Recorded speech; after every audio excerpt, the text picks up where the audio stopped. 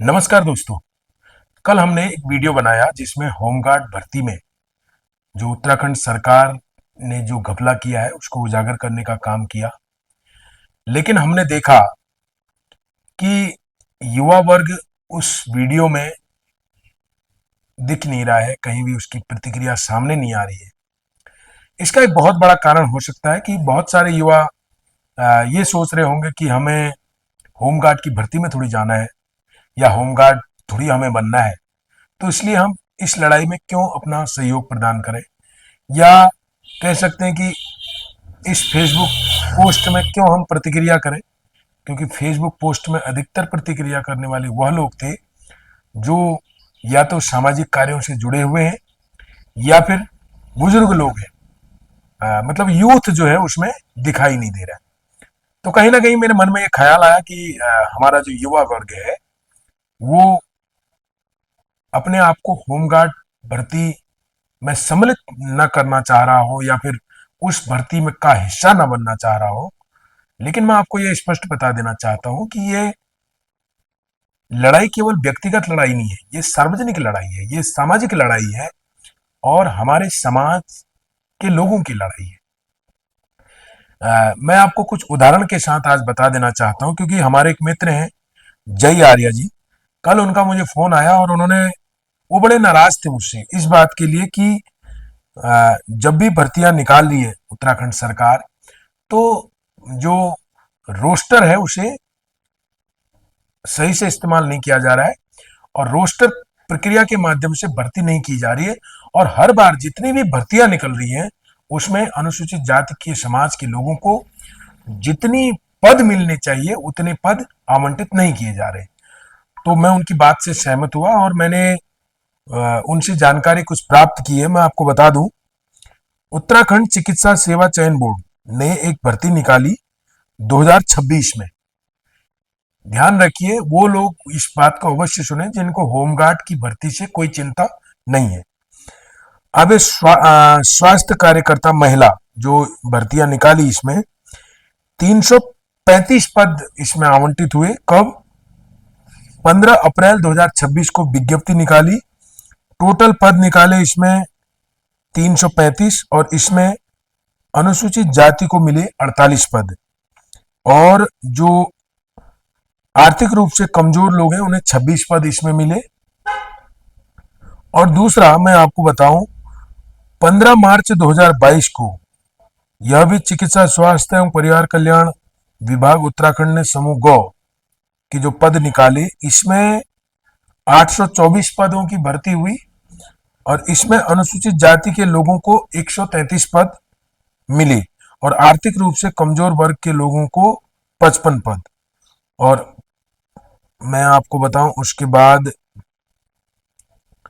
2024 में 1 फरवरी 2024 को भर्ती निकली। यह भी चिकित्सा स्वास्थ्य एवं परिवार कल्याण मंत्रालय भारत उत्तराखंड सरकार से विभाग से, और इसमें महिलाओं के लिए 391 पदों की भर्ती होनी थी और इसमें अनुसूचित जाति की महिलाओं को केवल 17 पद मिले। 17 पद। ये जो भी मैं आपको जानकारी साझा कर रहा हूं ये मैं अपने कमेंट बॉक्स में डाल दूंगा। तो इसमें 17 पद आपके समाज के लोगों को मिले। और ठीक इसी प्रकार 2025 14 नवंबर 2025 को 180 पदों की भर्तियां निकली। यह भी स्वास्थ्य से संबंधित थी, तो इसमें आपको 31 पद मिले। और इसी तरह एलटी की जो वैकेंसी निकली उसमें भी यही सब कुछ हुआ। और एलटी में जो बच्चे जिन्होंने एलटी का फॉर्म भरा हो उनको भी इस बारे में जानकारी होगी। तो समय समय पर जितनी भी भर्तियां निकली हैं उसमें अनुसूचित जाति को मिलने वाले आरक्षण का बहुत ज्यादा दुरुपयोग हुआ है और अनुसूचित जाति को मिलने वाला जो रिजर्वेशन है, जो संवैधानिक अधिकार है, उनका हनन हुआ है। तो यहाँ पर यदि आंदोलन किया जाए तो किसके भरोसे किया जाए, इस बारे में चिंतन करने की बहुत ज्यादा आवश्यकता है। क्योंकि कुछ बच्चे सोच रहे हैं कि हमें एएनएम नहीं बनना है, हमें जीएनएम नहीं बनना है, हमें होमगार्ड नहीं बनना है। तो कुछ सोच रहे हैं कि हमें पुलिस में नहीं जाना है, कुछ सोच रहे हैं कि हमें अन्य भर्तियों में नहीं जाना। तो कहीं ना कहीं जो हमारा यूथ है वो भटका हुआ है। वो कहते हैं कि फिक्र न कर, चिंता न कर, कल तेरा नंबर भी आएगा, आज तमाशा देख रहा है, कल तू भी तमाशा बन जाएगा। तो ये हालत है हमारे समाज की। और इसलिए मुझे लगता है कि कोई भी सामाजिक कार्यकर्ता या कोई भी सामाजिक चिंतक आंदोलन समाज के भरोसे करता है। और यदि समाज में चेतना नहीं होगी, समाज में जागरूकता नहीं होगी, तो कोई भी आंदोलन सफल नहीं हो सकता। राजनीतिक जागरूकता बहुत जरूरी है। हम लोगों से चुनाव के समय पर बहुत सारी पार्टियां आती हैं और बहुत बड़े बड़े वादे करती हैं, और वादे करने के बाद आपके मैनिफेस्टो में, आपके संवैधानिक अधिकारों में आपके लिए किसी भी प्रकार का जिक्र नहीं किया जाता है। और इस बारे में आपको सोचना पड़ेगा कि कोई भी राजनीतिक पार्टी सत्ता में आने के बाद वो हमारे समाज की बात क्यों नहीं करती है। और यदि कोई राजनीतिक पार्टी अनुसूचित जाति या हमारे समाज जो अनुसूचित जाति अनुसूचित जनजाति ये लोगों की हितैषी है, तो वो क्यों ना जो है हमारे जो जेन्युइन मुद्दे हैं उनको अपने मैनिफेस्टो में क्यों शामिल नहीं करती, अपने घोषणा पत्र में क्यों शामिल नहीं करती। इस बारे में हमें चिंतन करने की आवश्यकता है। तो सभी लोगों से मेरा अनुरोध है कि ये लड़ाई सार्वजनिक है, सार्वजनिक रूप से इस लड़ाई को लड़ने में सहयोग प्रदान करें।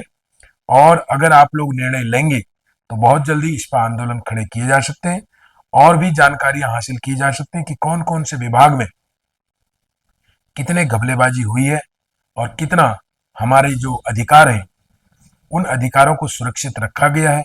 हमारे बच्चों की, हमारी आने वाली पीढ़ियों की जो संवैधानिक अधिकार है, जो रिजर्वेशन है, किस तरह से उसको खत्म करने का जो षड्यंत्र रचा गया है वो किया गया है। इस पर बहुत चर्चा की जा सकती है। तो यदि आप लोग चाहेंगे तो इस पर आंदोलन हो, तो आंदोलन निश्चित तौर से किया जा सकता है। लेकिन सामाजिक चेतना बहुत जरूरी है। घर घर से लोगों को बाहर निकल के आना पड़ेगा, तब जाकर हमारी संवैधानिक लड़ाई बच सकती है। बहुत बहुत धन्यवाद। शुक्रिया। जय भीम।